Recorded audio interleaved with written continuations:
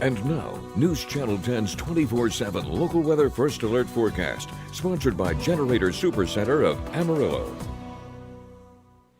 Good Wednesday morning, everyone. I'm meteorologist Shelden taking a look at a cooler, cloudier day for your Wednesday, and then Thursday has got its own host of problems that we're going to talk about here in just a second. Let's talk about your temperatures for your Wednesday first. So we're going to see 50s here for the rest of the kind of the mid-morning hours. You see going into right around lunchtime 50s and climbing up into the 60s, but you will see only a few places get up into the high 70s, low 80s, and that's going to be off towards the southwest here in Amarillo. Looking at about 71. Cooler air stays up toward the north, as you're seeing right there, low 60s and maybe even upper 50s, as there's going to be ample cloud cover staying especially over that eastern side of the area, but a lot of the region will stay clouded over for at least the first part of the day. Let's take a look at your winds, what we're expecting for the day today. Those easterly winds providing higher dew points. We're getting those dew points up into the 60s for parts of the region. So humidity is on the rise for some of you around the area. We're going to see those wind speeds 10 to 15 miles an hour, maybe 10 to 20 at their absolute worst as we go on into this afternoon. Overnight, still out of the southeast, but tomorrow we start to see that southwesterly change. You'll see the western side of the area, strong southwesterly winds.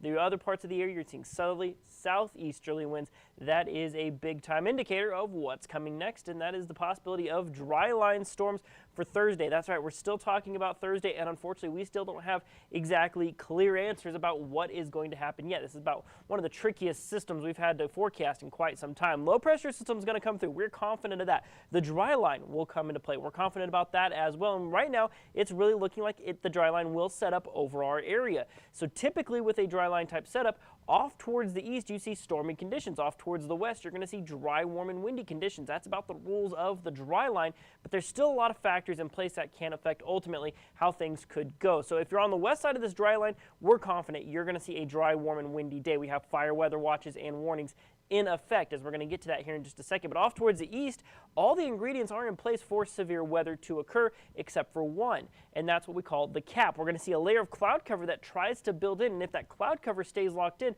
nothing will happen. We're going to see cloudy skies, and that's about it. But if we start to break up that cloud cover, we start to get a little daytime warming, that's when you could start to see those more significant risks for severe weather. But right now, the way it's shaping up is a lot of models are saying that cloud cover is going to hold, but we still want you to be aware of course, kind of this worst case scenario, which if that cloud cover does break, then significant severe weather could be something we talked about in the forecast. The way it sits, like I said, all the ingredients are there, so much so the Storm Prediction Center has put an enhanced risk. That's a 3 out of 5 on our severe weather risk scale. They're generally favoring our eastern to northeast parts of the area. But like I said, this particular map right here, this doesn't show where you have a greater chance of seeing severe weather. This is basically showing that if severe weather does develop, this is where you have a higher chance of more significant threat. So this doesn't necessarily say that you have a better chance of seeing severe weather.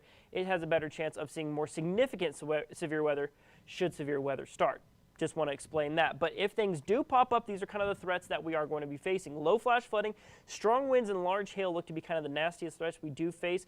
Tornado risk, not zero. So we do want you to be aware of that, as tornadic threats could be present if any storms do develop. So with all that being said, let's take a look at your high definition model on what things are showing for today and tomorrow. So for today, there's that cloud cover. You see it kind of erode down off towards the west and southwest. That's why you see a little warming.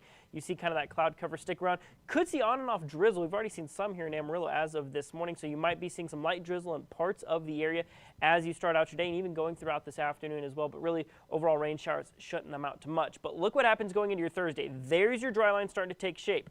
But look at that right there off in the east.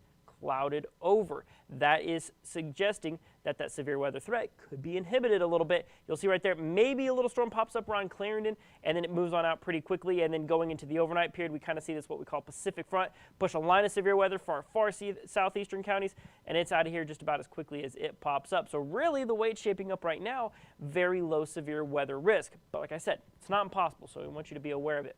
Right now, fire weather watch for our far southwestern counties. We have a red flag warning, all of these in effect for Thursday, so obviously that kind of tells the tale of that severe weather risk versus that fire risk. Of course, it's going to be dry, warm, and windy with gusts 40 to 55 miles an hour. Your 7-day supercast, as you can see right here, a couple of breezy days in there. You're going to be seeing some calmer conditions later on, but it's going to be breezy, windy for a couple of days. 10% chance of some on-off drizzle today. Like I said, Thursday, maybe that 10% chance of thunderstorms, highs in the 80s, overnight lows in the 40s and 50s. Like I said, still kind of a murky situation for Thursday, so keep things locked here to News Channel 10 for the latest on your local forecast.